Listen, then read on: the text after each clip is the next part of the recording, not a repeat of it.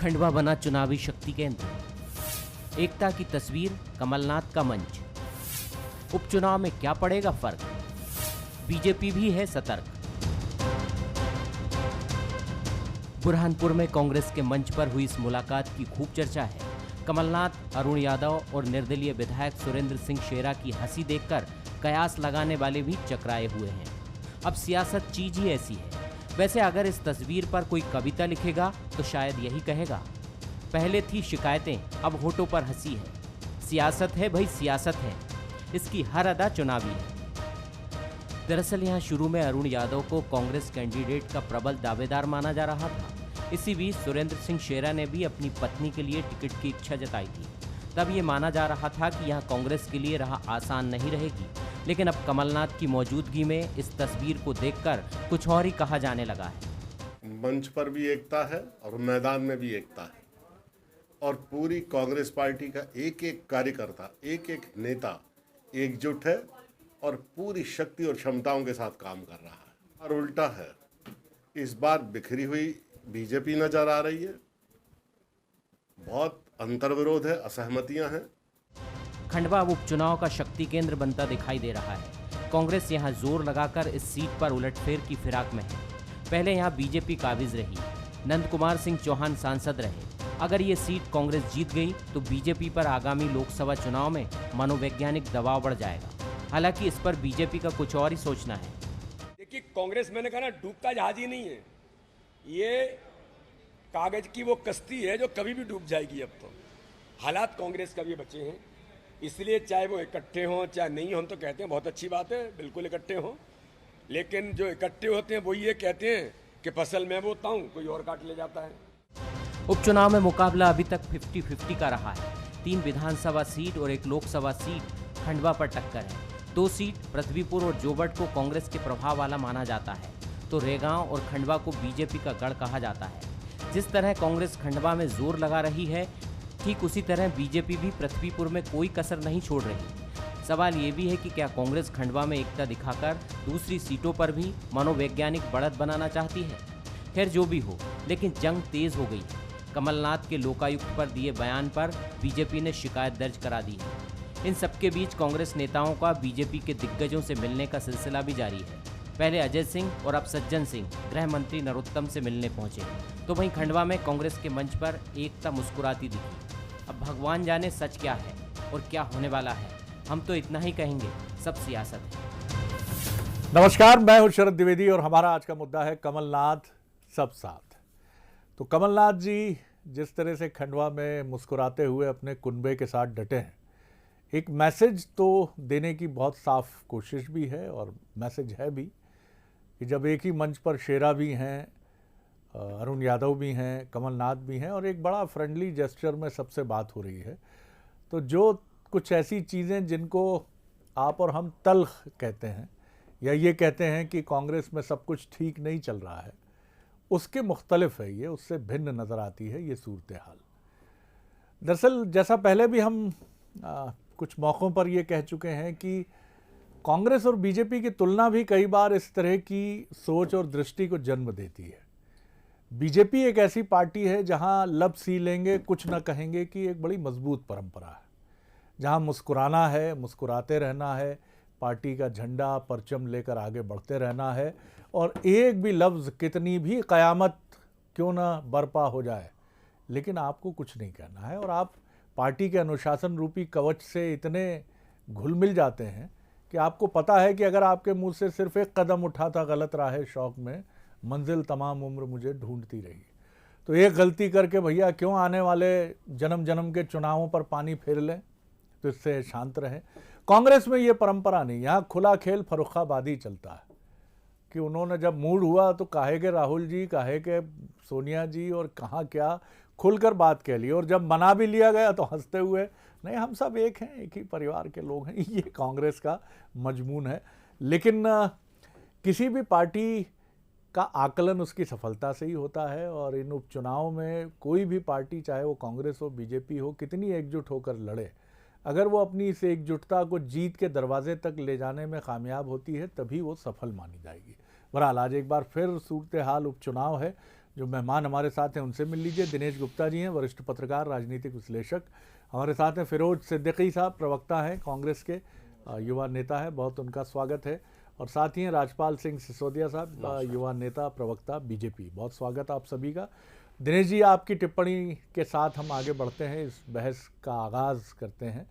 बताइए हमको ज़रा कि कमलनाथ जी की भी बॉडी लैंग्वेज काफ़ी रिलैक्स है और ये उनका तरीक़ा भी है, उनका स्टाइल भी है, क्योंकि इतनी बड़ी बड़ी घटनाएं मध्य प्रदेश में घटी, लेकिन वो अपनी एक कूल काम कंपोज्ड बॉडी लैंग्वेज के साथ ही मैदान में उतरना पसंद करते हैं। किस तरह से खंडवा में आप देख रहे हैं कि सब साथ हैं, हंसते मुस्कुराते हुए कांग्रेस के, और अभी दो नेता जो ऐसे नज़र आए जो लंबे समय से कांग्रेस के परिदृश्य से 2018 के बाद से 19 के बाद से नज़र नहीं आए, मुकेश नायक जी और राजकुमार पटेल। तो यानी हर हाथ को काम, कांग्रेस एकजुटता के मंत्र को सीख कर तो आगे बढ़ रही है, क्या कहेंगे? देखिए शरद जी, मार्च 2020 के जो हालात थे वो ऐसा लग रहा था कि मध्य प्रदेश एक पार्टी का राज्य होकर रह जाएगा। दो राजनीतिक दलों का ये राज्य है। तो अब जो स्थिति बन रही है कि कांग्रेस ने इसको समझ लिया है। यदि हमने अपने आप को मनोवैज्ञानिक दबाव में डालकर मैदान छोड़ा तो फिर राजनीति छोड़नी पड़ेगी जी। तो ये जो स्थितियां कांग्रेस ने समझी, तो हमने ये देखा कि दमोह में उसने एक अच्छी शुरुआत की, और फिर अब जो स्थितियां बन रही हैं, कमलनाथ के नेतृत्व को लेकर अब कोई मुझे लगता संशय है नहीं कि पार्टी कोई चेंज करना चाहती, उस तरह की स्थितियां अब है नहीं। अरुण यादव ने जिस तरह से अपने आप को पीछे खींचा था, तो वो ये बताता था कि राजनीति की जो दिशा है वो कमलनाथ तय कर रहे हैं। और अब जो जिस तरह हम देखते थे ना, जो कांग्रेस पार्टी का जो अखाड़ा था उसमें जो पहलवान अलग अलग दिखाई देते थे, अब सिंधिया जी के जाने के बाद कोई ऐसा लीडर नहीं है जो असंतुष्टों को लीड कर सके या एक नए नेतृत्व को कोई जो है अब एक जगह मिल सके। तो जो स्थितियां बनी हैं उसमें जो है कोई भी कांग्रेस पार्टी का नेता ऐसा दिखता नहीं है जो चुनौती देने की स्थिति में हो और अपनी पार्टी को कोई भी उपचुनाव में नुकसान पहुंचाकर वो अपना राजनीतिक करियर दांव पे लगाए। मुझे लगता है ये जो स्थितियां हैं ये उसी का दृश्य हमने देखा कि कमलनाथ जी के साथ मंच पर आपको पुराने चेहरे भी दिख रहे हैं जो परिदृश्य से बाहर थे। अरुण यादव भी मुस्कुरा रहे हैं, और शेरा का तो आप देखिए कि वो तो एक आलू की तरह कोशिश करते हैं कि वो किसी तरह से उपयोग हो जाए, लेकिन अभी तक वो हुआ नहीं। जो खंडवा का उपचुनाव आप देखेंगे ना कि ये नई एक इबारत कांग्रेस पार्टी में लिखने वाला है, जो शायद हो सकता है कि हमें 23 के लिए एक बड़ा संकेत दे। महत्वपूर्ण बात आप कह रहे हैं, और ये एक 23 के लिए महत्वपूर्ण इबारत लिखेगा। बहरहाल आपकी बात से जितना हम समझ पाए, ये बात बहुत साफ है कि कमलनाथ जी एक अनचैलेंजेबल लीडर हैं with in the party. Madhya Pradesh की हम बात करें, क्योंकि पार्टी की राष्ट्रीय हायरकी में भी वो टॉप 5 लीडर्स में बेहिचक हैं, और सोनिया जी और राहुल जी से उनके जो संबंध है उसको देखते हुए यहाँ मध्य प्रदेश में कांग्रेस के किसी भी जी की ये कोई हिम्मत नहीं है, नाराज़गी, दुख, पीड़ा छलक सकती है कि कोई उनको चुनौती दे सके। बहरहाल फिरोज सिद्दीकी साहब क्या राय रखते हैं, उनसे सुन लेते हैं। जी सिद्दीकी। देखिए शरद जी, जैसा दिनेश जी ने कहा, कमलनाथ जी जो हैं एक टॉवरिंग पर्सनालिटी के नेता हैं, मतलब वो सबसे सीनियर है हम लोगों के बीच में, और आज की तारीख में हम लोगों ने सबने उनके हाथ में नेतृत्व की कमान दी है, और ये उसका नतीजा है कि जो कमलनाथ जी कहते हैं वो सब लोग मानते हैं। और कमलनाथ जी का एक अपना काम करने का जो स्टाइल है वो ये है कि उनका कोई गुट नहीं है, उनके करीब कोई नहीं है, कोई उनसे दूर नहीं है, सब उनके हैं, सब उनके करीब है, और सबके वो साथ है। जो भी उनके पास पहुंच जाए या जिस पर भी उनकी नज़र हो जाए, कमलनाथ जी उसको जिम्मेदारी देते हैं। मैं देखता हूं हम लोगों को इतना फ्री होके काम करने की जो हालात हैं आज प्रदेश कांग्रेस में, वो इससे पहले शायद ही हम लोगों ने कभी सोचा नहीं था कि जितना फ्री होके काम दे रहे हैं, युवाओं को आगे बढ़ा रहे हैं। यही वजह है कि शेरा जी ने 2020 में भाजपा का समर्थन किया था, और आज 2021 में वो कांग्रेस के मंच पे हैं। हालांकि वो हमारे पुराने लोग हैं, पुराना वो परिवार है, उसने कांग्रेस की बहुत सेवा की है, और आज वो जो है राजनारायण सिंह पूर्णी जी के साथ कंधे से कंधा मिलाकर कांग्रेस पार्टी के लिए काम कर रहा है। तो ये कमलनाथ जी का जो एक अपना व्यक्तित्व है, जो अपना उनका एक नेतृत्व क्षमता है, ये उसका नतीजा है कि आज भारतीय जनता पार्टी को एक कड़ी चुनौती जो है हर सीट पर मिल रही है। पूरी ताकत, पूरी क्षमता भारतीय जनता पार्टी को झोंकना पड़ रही है। और कमलनाथ जी जो हैं वो उन्होंने पहले से हर एक चीज़ की प्लानिंग कर रखी थी। आप देखिए कि अरुण यादव जी ने तैयारी की थी, लेकिन अरुण यादव जी ने बैक किया अपने आप को। अरुण यादव जी आज जो है मैदान में है अपने प्रत्याशी को जिताने के लिए, और पूरा चुनाव का संचालन खंडवा लोकसभा में अरुण यादव जी के हाथ में है, और अरुण यादव जी ही लीड कर रहे हैं उस वहाँ के कैंपेन को। तो ये उनकी खूबी है कमलनाथ जी की, और इसी वजह से कि हमको उम्मीद है कि हमसे जो 2020 में एक सेटबैक हुआ कांग्रेस पार्टी को, लेकिन 2023 में हमारे लिए एक बहुत अच्छा सुनहरा सूरज निकल के आएगा। ये बात कमलनाथ जी के नेतृत्व में बिल्कुल तय है। और जब मुख्यमंत्री रहते हुए भी उन्होंने जो रिमार्केबल काम किए, जैसे 27 लाख किसानों की कर्जा माफी की, तो ये जो रिमार्केबल काम है ये हम लोगों को मजबूती दे रहे हैं ज़मीन पे लोगों को बताने के लिए कि हमारी सरकार थी वो चल नहीं पाई, लेकिन आपके लिए ये करके गई। चलिए, अब बारी है राजपाल सिंह सिसोदिया साहब की। उनकी पार्टी का मसला नहीं है, लेकिन फिर भी बीजेपी कांग्रेस तो एक दूसरे के मसलों पर बोलने के लिए पहचाने जाते हैं, पेटेंट है उनके पास। जी, कमलनाथ जी जब मुख्यमंत्री के रूप में इस प्रदेश में आए थे तो मध्य प्रदेश की जनता सहित हम लोगों ने भी ये सोचा था कि एक उद्योगपति मुख्यमंत्री बने हैं तो निश्चित तौर पर एक लंबे अनुभव वाले नेता, राजनेता मुख्यमंत्री बने तो कुछ प्रदेश को ऊंचाइयां मिलेगी। पर जिस प्रकार से उनके खुद के कुनबे को वो संभाल नहीं पाए और एक असक्षम नेतृत्व का उनके ऊपर दाग लगा, उसको इस उपचुनाव में वो धोने का प्रयास कर रहे हैं। मैं जहाँ तक समझता हूँ वो इस प्रयास में लगे हैं कि उपचुनाव जीते हारे अपनी जगह, पर कैसे भी उनका जो पूरे देश भर में एक इस तरीके की महिमा बन गई है कि वो अपने परिवार को, अपनी कांग्रेस को, अपनी सरकार को संभाल नहीं पाए और औंधे मुँह गिर गए। मध्य में ही, बीच में, बल्कि बीच तक भी नहीं पहुँचे थे, 18 महीने में ही गिर गए। और उनके असक्षम नेतृत्व और कांग्रेस अध्यक्ष होते हुए, पीसीसी चीफ के साथ साथ में मुख्यमंत्री होते हुए पूरा नेतृत्व, सारी बागडोर उनके हाथ में थी। उसके बाद भी वो कांग्रेस की टूट को नहीं बचा पाए। कांग्रेस 2 खंड में हो गई मध्य प्रदेश में। तो ये जो एक उनके ऊपर कलंक लगा है, उनके ऊपर एक प्रश्न चिन्ह लगा, मैं तो कलंक भी नहीं बोलूंगा इसको, एक प्रश्न चिन्ह लगा, नेतृत्व से लगा के पूरे प्रदेश और देश की कांग्रेस के बीच में, इतना अनुभवी सक्षम नेतृत्व कैसे फेल हो गया।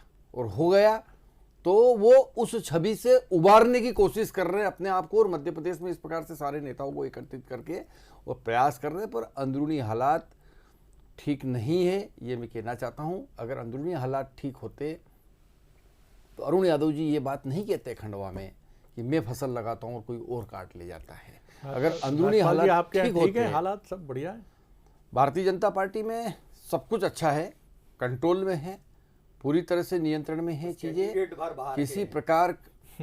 देखिए अब ये इस पे भी फिर आप ही गिरेंगे। अगर मैं इस पे भी बोलूंगा तो आप ही गिरेंगे मेरे मित्र। आपके यहाँ ऐसी स्थिति क्यों हो रही है? भाई शिशुपाल यादव तो हमारे नहीं है ना, एक मिनट अब वो तो सपा के हैं। आप बोल रहे थे जब मैं नहीं बोल रहा था। फिरोज भाई इतना सा समझ लो आप कि ये इतना अच्छा कांग्रेस का एक गौरवशाली इतिहास रहा, 100 साल का इतिहास कांग्रेस का। हम ये नहीं कहते कि कांग्रेस का इतिहास गौरवशाली नहीं रहा इंदिरा गांधी तक। उसके बाद में क्यों आप पतन की तरफ जाते गए? क्यों आप जिग्नेश मेवानी और कन्हैया कुमार जैसे राष्ट्रद्रोहियों का नेतृत्व स्वीकार करने लगे? जब आप ये करने लगे तो जो आपका वास्तविक में विचारवान कार्यकर्ता था, जो इस विचार के साथ कांग्रेस से जुड़ा था कि कांग्रेस एक ऐसा दल है जो राष्ट्रवादी दल है, जिसने राष्ट्र के लिए कुछ किया है, वो आपसे छिटकता गया, वो आपसे दूर होता चला गया। और आप इसको हंसी मजाक में ले रहे हैं। मैं समझता हूं आपको गंभीर चिंतन करना चाहिए इस बात पे कि क्यों अच्छे लोग, क्यों जीते हुए लोग आपको छोड़ के जा रहे हैं, क्यों ताकतवर लोग, क्यों अपने क्षेत्र के जनसेवक के रूप में जो छवि बना हुए लोग हैं वो आपको छोड़ के जा रहे हैं, क्यों सुलोचना रावत जी जैसी 3 बार की मंत्री आपको छोड़ के जा रही है। एक बार प्रश्न चिन्ह है आपके सामने, इस पर भी विचार करना। उनके यहाँ छोड़ के जा रहे हैं, आपके यहाँ चले आ रहे हैं। नहीं, देखिए भारतीय जनता पार्टी का आज एक विशाल स्वरूप पूरे देश भर में देखने को मिल रहा है। हम 21 अक्टूबर 1951 को जब चले थे जनसंघ की एक विचार को लेके, जब हम 3 सांसदों के साथ चले थे, आज 300 से ऊपर। लेकिन राजपाल जी आप वो चीज़ नहीं बोलेंगे, लेकिन जानते आप भी हैं और मैं आपकी मर्यादा को समझता हूं। लेकिन एक चीज़ मैं आपकी बात अच्छी लगी मुझे, वो ज़रूर कहूँगा कि आपने कलंक शब्द को जिस तरह विलोपित किया बहुत अच्छा लगा। प्रश्नवाचक। ये भाषाई मर्यादा ये बहुत ज़रूरी है। हम एक दूसरे के प्रतिद्वंदी हैं, एक दूसरे को लेकर कटुतापूर्ण या चुभती हुई भाले या छुरी तलवार जैसी भाषा का उपयोग नहीं। बहुत अच्छा लगा मुझे कि आपका विवेक तुरंत जागृत हुआ। दिनेश जी, सवाल ये है कि राजपाल जी वो चीज़ नहीं कहेंगे, लेकिन ये बात सही है कि कांग्रेस में अगर आप जो भी देख लें, जिस भी रूप में कहें कि कांग्रेस की शक्ति कम हुई है, सत्ता में उसकी भागीदारी कम हुई है, तो उसके यहाँ कार्यकर्ताओं का, वरिष्ठ नेताओं का जाना बीजेपी में आरंभ हुआ है। तो वहाँ अगर विचारधारा को लेकर मोहभंग है तो बीजेपी में मैं कहूँगा मोहभंग नहीं है, लेकिन ये सवाल जरूर है खाटी कार्यकर्ता का कि हम भी तो हैं साहब, हमारे ऊपर भी निगाह रखिए। आने दीजिए बाहर से मेहमानों को, वो चुनावी रणनीति या राजनीति की रणनीति की दृष्टि से ज़रूरी है, लेकिन हमारे अधिकारों पर भी कुठाराघात ना हो, इसके लिए कुशाभाऊ ठाकरे और प्यारेलाल खंडेलवाल की परंपरा को आगे बढ़ाते रहिए। जी देखिए शरद जी, राजनीति में दल बदल बड़ा सामान्य सी चीज़ है। उत्तराखंड में भी अभी आप कुछ दिनों का पहले का घटनाक्रम देखेंगे तो वहाँ भारतीय जनता पार्टी भी लोगों ने छोड़ी, तो ये चलता रहता है।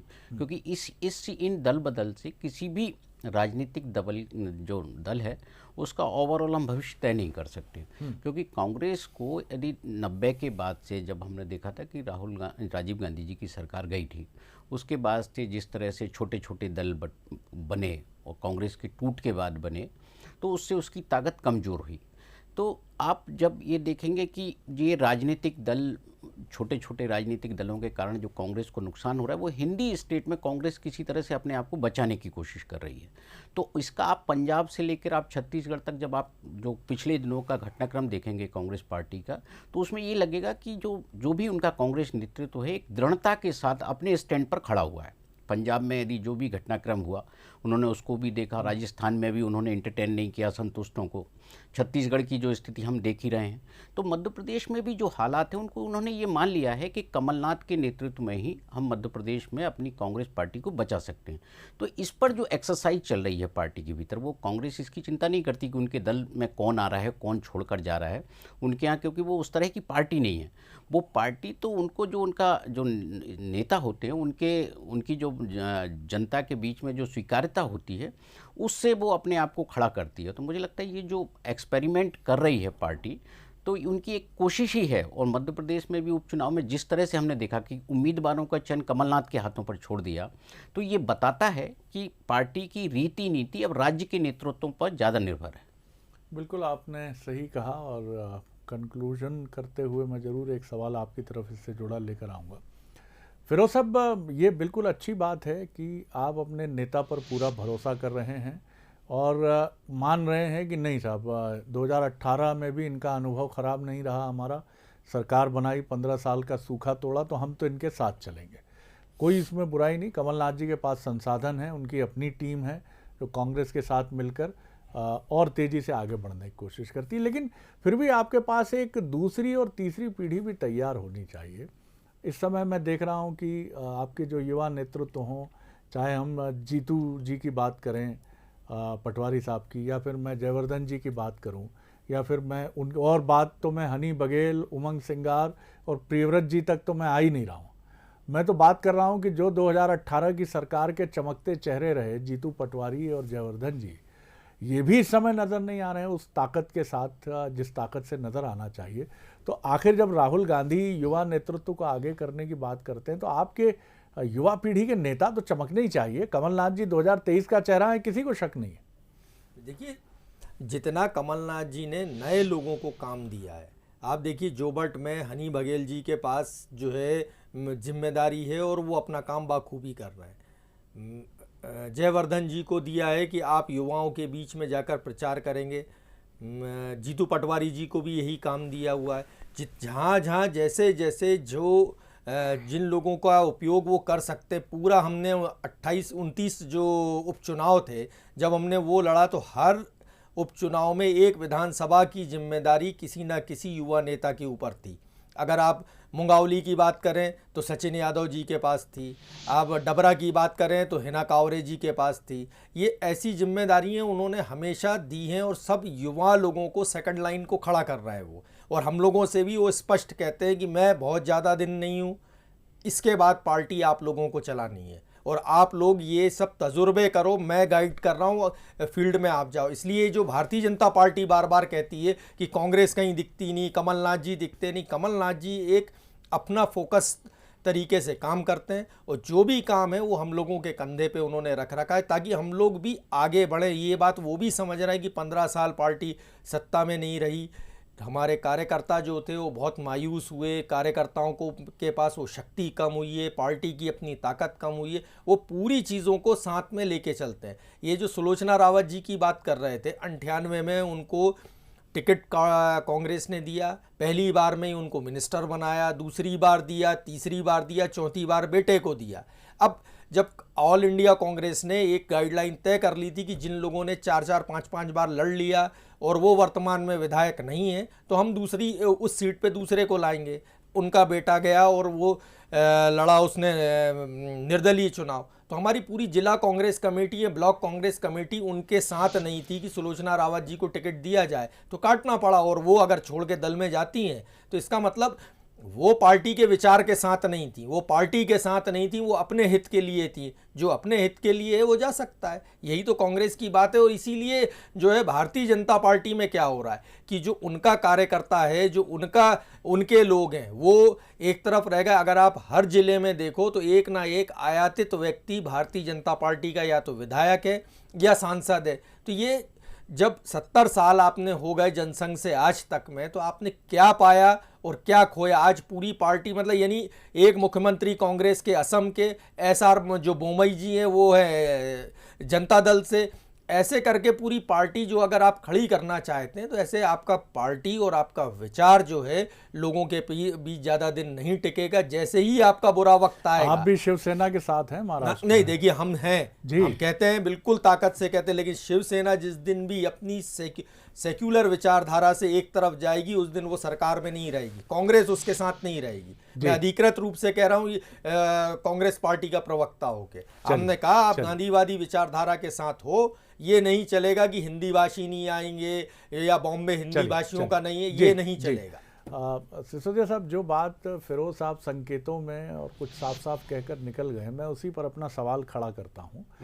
सवाल ये है कि दमोह का मॉडल आपका जो सफल नहीं रहा, उसके पीछे जयंत मलैया जी और उनके पुत्र को एक कारण माना गया और उसके लिए आपकी पार्टी ने रिप्रिमेंड भी किया, यानी अनुशासनहीनता के लिए मलैया जी को भी नोटिस मिला, पुत्र को तो निष्कासित करने की कार्रवाई भी हुई और काफ़ी उसकी चर्चा भी रही कि बीजेपी इतने बड़े नेता, एक स्टालवर्ट लीडर को भी इस तरह से देख सकती है।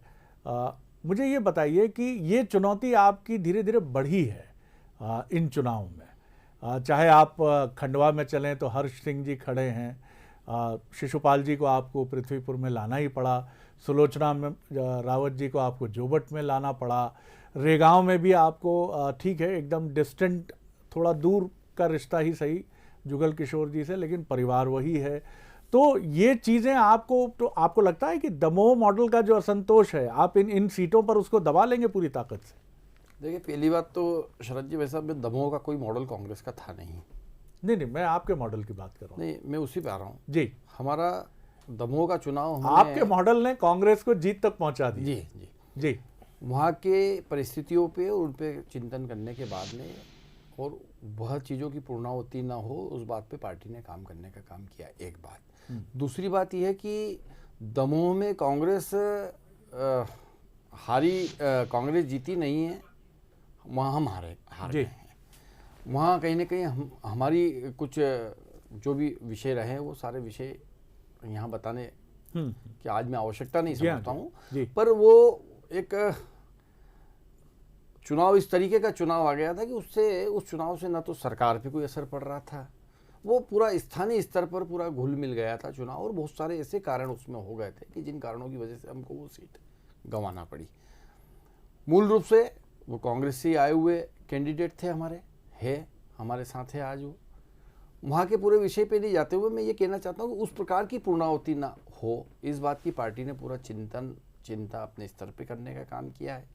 आज भारतीय जनता पार्टी पूरे हमारे संगठनात्मक जो हमारी संरचना है, उस संरचना के साथ में सभी जगह चुनाव लड़ने का काम कर रहे हैं।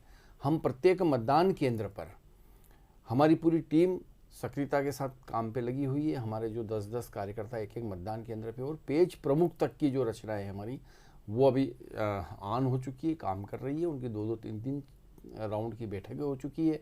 हमारे प्रदेश अध्यक्ष जी सीधे सीधे मतदान केंद्र के प्रमुख लोगों के साथ बैठ रहे हैं, बूथ के प्रभारियों के घर जा रहे हैं। कल भी उनका मानदाता विधानसभा में मुंदी गांव में कार्यक्रम है और वो वहाँ पे मतदान केंद्र के जो हमारे अध्यक्ष हैं उनके घर तक जाने का काम करने वाले हैं। और इस तरीके से हमारे सारे कार्यकर्ताओं के साथ हम 1-to-1 बैठ के बात करने का काम कर रहे हैं। पार्टी की रीति नीति, पार्टी का कार्यकर्ता और हमने जो हितग्राही मूलक योजनाओं के माध्यम से लोगों के बीच में काम किया, उन काम को और विकास को लेकर हम जनता के बीच में जा रहे हैं।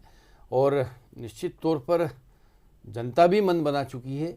जनता का मन भी इस तरीके का मन मस्तिष्क समझ में आ रहा है कि सरकार के साथ उपचुनाव में जाकर क्षेत्र के विकास करने की बात भी करने का काम हो रहा है। तो कुल मिला के ऐसा समझ में आ रहा है कि ये उपचुनाव काफ़ी हद तक भारतीय जनता पार्टी के पक्ष में जाएंगे। शुभकामनाएं इसके लिए भारतीय जनता पार्टी को, शुभकामनाएं कांग्रेस को। जो उनका है, उनका कहना है, उनकी सेइंग है, उनका दावा है। आप दोनों के दावों के लिए आपको शुभकामनाएं। और 2 नवंबर को ये हमारे सामने ही होगा कि किस पार्टी के पक्ष में जनादेश उभर कर सामने आता है। दिनेश जी, बहुत कम वक्त है, संक्षिप्त टिप्पणी। कमलनाथ जी पर निर्भरता कांग्रेस की ये बताती है कि वो नेहरू गांधी परिवार के उसी मॉडल पर वो निर्भर कर रहे हैं कि हम अगर लीडर बदला इस समय, जो एक ताकतवर लीडर है, तो हम बिखर जाएंगे।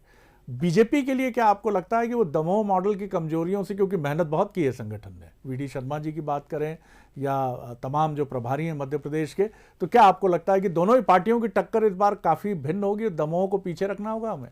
शरद जी, दोनों अलग अलग सवाल हैं। तो कमलनाथ जी दूसरा दमोह की जो स्थिति है, दोनों को हम क्लब नहीं कर सकते, क्योंकि जो दृश्य बन रहा है पूरे राष्ट्रीय स्तर पर, आप देखिए कि जो कांग्रेस का प्रतिबद्ध वोटर है, क्या वो प्रतिबद्ध वोटर भारतीय जनता पार्टी के पास जा रहा है? सबसे महत्वपूर्ण सवाल। और वो मध्य प्रदेश जैसे राज्य में जहां आदिवासी हैं, अनुसूचित जाति के लोग हैं और अल्पसंख्यक, संक्षेप तो वो उन जो वोट है, कांग्रेस की ताकत वही है। उस ताकत जो है वो कांग्रेस भारतीय जनता पार्टी के लिए चिंता का विषय है और वही मॉडल आप हर विधानसभा क्षेत्र में देखेंगे।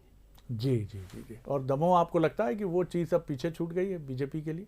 नहीं, वो तो आपको अभी आगे, और वही मैंने कहा कि आगे बहुत सारे आपको दिखेंगे कि ये जो एक वापस लौट रहा है पार्टी के पास, जो बसपा से अलग जा रहा है, जो गोंडवाना वगैरह जो पार्टियां थी, वो अब सब छोड़ के वापस कांग्रेस की तरफ लौट रहा है। वो भारतीय जनता पार्टी के लिए चिंता का विषय है।